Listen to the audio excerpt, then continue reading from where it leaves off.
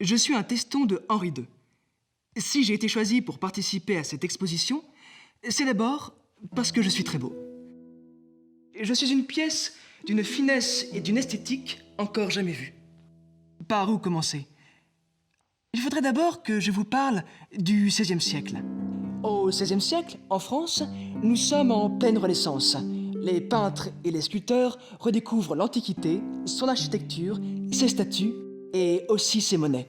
C'est l'époque où l'on retrouve le goût du portrait, et en particulier celui du portrait à l'antique, c'est-à-dire de profil. Si on m'appelle Teston, c'est d'ailleurs à cause de l'italien testone, la tête. Mais on m'a aussi choisi pour cette exposition parce que j'incarne une vraie révolution technique.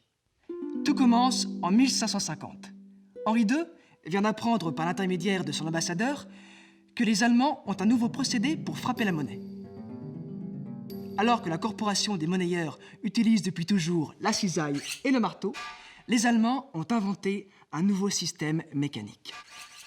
Il est composé d'un laminoir qui transforme le métal en plaques, d'un découpoir qui transforme les plaques en rondelles, puis d'un appareil qu'on appelle balancier pour la frappe proprement dite. L'avantage du nouveau système, la qualité, et surtout la régularité. Avec cet engin dernier cri, toutes les pièces sont exactement identiques. Henri II comprend vite l'intérêt du nouveau système pour lutter contre la fausse monnaie. Mais la finesse de la frappe au balancier s'accompagne aussi d'un progrès esthétique.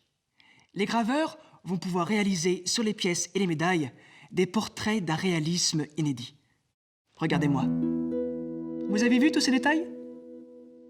Pour l'époque, c'est de la ultra haute définition. Et puis, ma beauté est aussi liée à une autre innovation. Une innovation qui n'appartient pas à l'art de la numismatique, mais à celui de la capilliculture. La barbe. Oui, c'est nouveau la barbe. Ou plutôt, c'est revenu. Un peu oubliée depuis Charlemagne, la barbe revient à la mode avec François Ier. Et oui, les monnaies ne sont pas seulement des objets comptables. Nous sommes aussi de précieux témoins de l'art et de l'esthétique de notre époque.